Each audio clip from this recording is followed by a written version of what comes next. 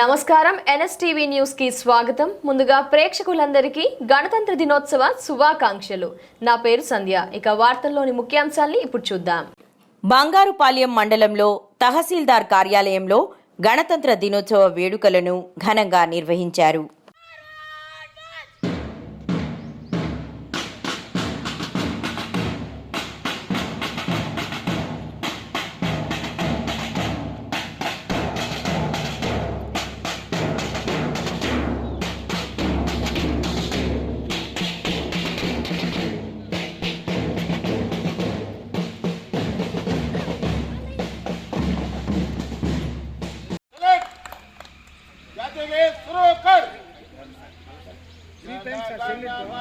अधिनायक जय हे भारत भाग्य विधाता पंजाब सिंध गुजरात मराठा द्राविड़ उत्कल गंगा विंध्य हिमाचल यमुना गंगा उत्कल जलधि तरंगा तव शुभ नामे गाहे వాళ్ళ స్వాతంత్రాన్ని సాధించాలన్న లక్ష్యంతో జరుపుకుంటూ ప్రతి అంటే దాని ఉద్యమం అనేది ఇండియా ఉద్యమం, మళ్ళా ఉప్పు సందర్భంగా సహాయ నిరాకరణ ఉద్యమం, ఇలాంటివి ఎన్నో చేసి ఎంతోమంది ప్రాణాలు ఇచ్చి స్వాతంత్రం అనేది సాధించుకున్నారు.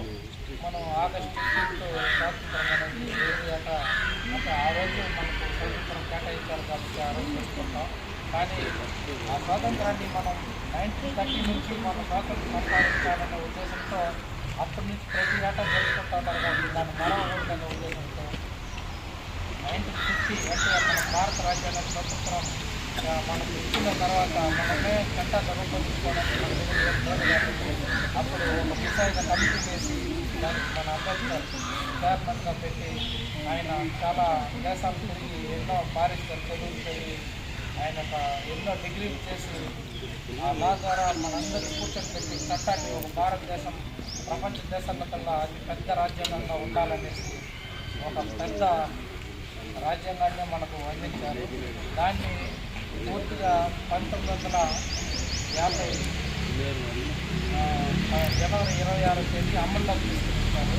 దాన్ని పూర్తి 1949 డిసెంబర్ 26కి పూర్తి చేశారు. సో